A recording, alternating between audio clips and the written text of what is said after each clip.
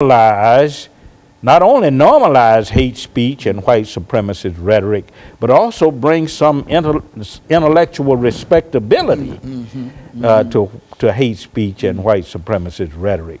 So I don't think we can overestimate the impact of the alt-right on our society socially, culturally, and politically. So for a long time, we might have thought of this movement as a fringe movement that's somewhere way outside of everything. But now what they're saying is that we are the alternative right, and the right that we've been dealing with is not enough. Exactly. Not only are we a fringe movement, we are becoming mainstream. Mainstream, and Lord help us if this movement it has already penetrated national politics with congressional leaders, Senate, House of Representatives. But Lord help us if this movement has a great impact on who we elect as president. And that's my greatest fear, is that we will elect a candidate that has really given a platform to the alt-right. And if we do that, then of course the future of race relations in this country is very much in question. And the idea that that this organization advocates is something that I think, as you've indicated, will undercut and undermine almost any kind of diversified relationships that we could have in this country. When you talk about racial diversity, and we're a very racially diverse country with African Americans, whites, and Latino Americans, Asian Americans, the alt-right movement sees that as a problem. And many of them, as I said earlier, are talking in terms of a white homeland. So we have to be careful with the attack on racial and ethnic diversity. The attack on political diversity are very much, people on the alt-right are very much suspicious of mainstream politics. They're also very much suspicious of a society that is diverse in terms of religious orientation. And we are a society that, you know, we have Christians, we have Muslims, we have Hindus. We have a constitution that allows us to have that. And so anybody who would go against that is basically against the United States Constitution. When you don't stand for religious liberty, then you're against the Constitution. Yeah, religious liberty, ecclesiastical independence. We are a nation that supports those kinds of principles on the basis of our Constitution. So the alt-right opposes that kind of diversity. And that's what we have to be very careful about. We have to understand that perhaps these elements have already penetrated law enforcement, have already penetrated the criminal justice system. We want to be careful that they don't penetrate the whole of national politics. Because if they do, with their anti-black, anti-Jewish, anti-Muslim, anti-feminist, anti-political correctness rhetoric, if they achieve prominence on the national political level, then we are in trouble. And you think that Mr. Trump is in a position to create that kind of trouble for all of us with their support? Is that yes, interestingly enough, the alt-right has embraced him, and they view him as a model for what they are about. David Duke of the Ku Klux Klan, neo-Nazi elements view Donald Trump as their man. And so we have to take that seriously and try to understand that we are possibly going back. We're turning back the clock. We are a nation, we are in 2016. We want to move forward.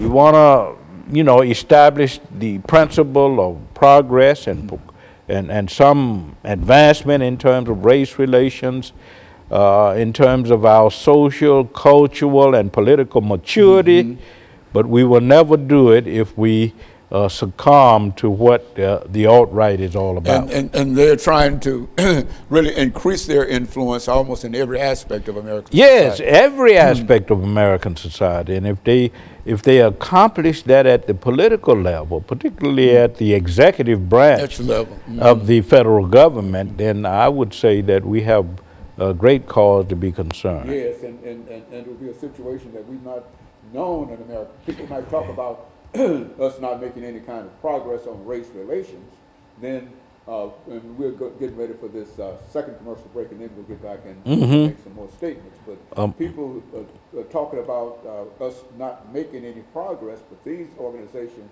would be a tremendous disadvantage. And we'll be back with our follow this very, very short commercial break.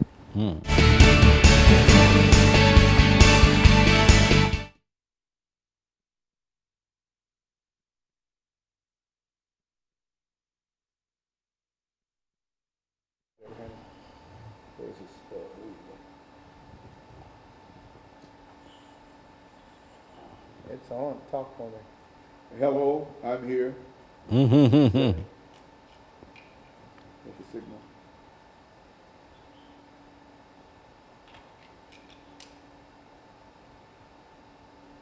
Hold on here.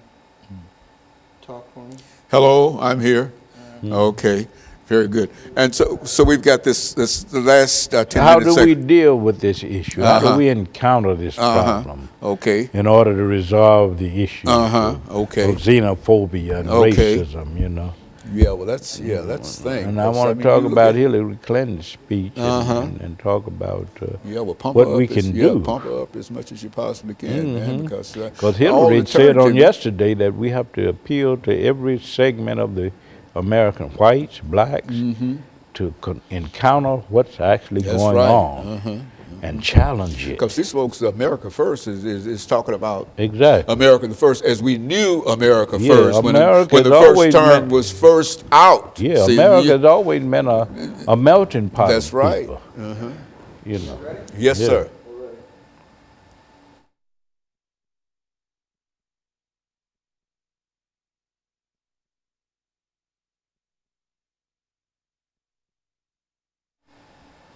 Thank you, and welcome back to the final segment of the show for today. We're talking to Dr. Lewis Baldwin, and the issue is the alternative right movement and its impact upon American society, especially the political society and the political election of 2016. And so, Dr. Baldwin, let's pick up where we left off, and this is our final segment. I think we've got about 9 minutes in this segment, but let's try to give our audience as much information as you can possibly give them concerning what we have to do and how we ought to react to this movement. And make it serious, because this is a serious... Yes, I think we have to react on a number of levels. This movement, of course, uses, as I said, the websites, social media, to advance its ideals, its values, its ideologies. So what we have to do is to use social media also to counter this kind of movement.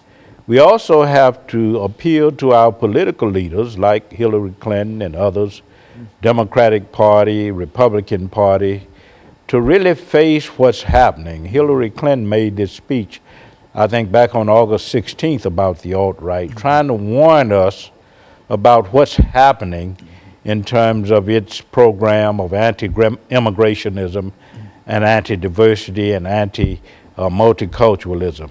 So what we have to do is to take this seriously. I don't think we are very serious about our response at this point about what's going on. We need to understand that what is happening with the alt-right is really a normalization of hate speech. And not only a normalization of hate speech, but the idea of bringing some intellectual respectability to hate speech and white supremacist rhetoric. And that's not what we are about in this country. We are a country that resulted from a melting pot of races and ethnic groups. Blacks, African people, Asian people, Latinos, European peoples. And we need to understand that that's what we are about. That's who we are. And if we understand that, I think we will counter any movement or oppose any movement that seeks to divide us on the basis of race and ethnicity and religion, which is what the alt-right movement is about. We are facing a challenge. And if we don't deal with that challenge through social media, the internet, through our politics, etc., then we'll go back, I think, to the 1920s and 30s in terms of race relations. Do you believe, Dr. Baldwin, that this is the most serious threat that we've had against American democracy since emancipation? Exactly. I think this is the most serious threat. I think the most serious threat to our existence as a nation is internal. We talk a lot about ISIS and the external threats with Islamic terrorism, and that is a threat. But I think the greatest threat to our survival as a nation is internal. And it results from the alternative right and from the more radical right-wing, conservative, extremist movements that are against diversity, that are promoting white supremacy, xenophobia, anti-Semitism. I think that's our greatest threat. Nations, great civilizations are often destroyed from within, not from without. So we have to be concerned about what's going on in our society, and while realizing also that there are external threats. And so in a real sense, we've never had to really face anything like this alternative right, and especially its ability to sort of move into the regular political organizations, exactly. The regular political parties. All other times, these were generally third-party movements and et cetera, and et cetera. Fringe movements. The fringe movements. Yeah. But this movement has somehow climbed into into the political process, and it sort of considers itself one of the two major political parties. Exactly. It appears to me. Not only the political processes, but as I said earlier, law enforcement, criminal justice system. We see the penetration of this alt-right movement at all levels, and if we're not careful, we will destroy ourselves. Not forget about it, but we have to understand that the greatest threat to our survival and welfare as a nation may not be ISIS, may not be external terrorism. It might be the kind of domestic terrorism and the kind of extremism that exists within our own nation. And that's becoming more and more apparent. Exactly. And sometimes some of the things that you would have thought would never be possible prior to the last year and a half now seems to be something that could possibly happen unless we are resolute in terms of how we try to. What should we do now? In terms I do think that we need to take seriously what politicians like Hillary Clinton are telling us about the alt-right. We need to also appeal to the white community to become more conscious of what's going on and to use the resources of that community to counter what's going on. See, people of color cannot deal with that issue alone. You have African Americans, you have Latino Americans, you have Asian Americans, and all are potentially targets of the alt-right because they are against diversity. They are against multiculturalism.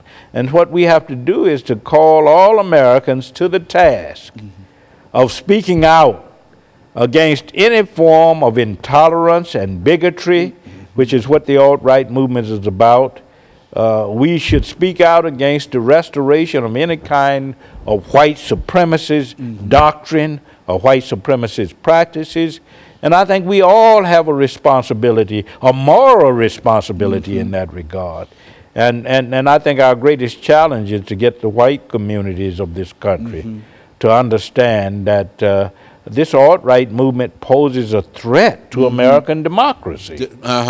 And that they too have a role in terms of undermining that movement and virtually, in the end, eliminating it from And for those who might assume that this movement is only anti-immigrant and anti-black and et cetera, have to recognize that if they come into force, that it's going to be anti-white. And it's anti-American. For those who believe in it. It's anti-American because our values really, constitutionally speaking, has to do with what? Freedom, justice, and the pursuit of happiness for all people.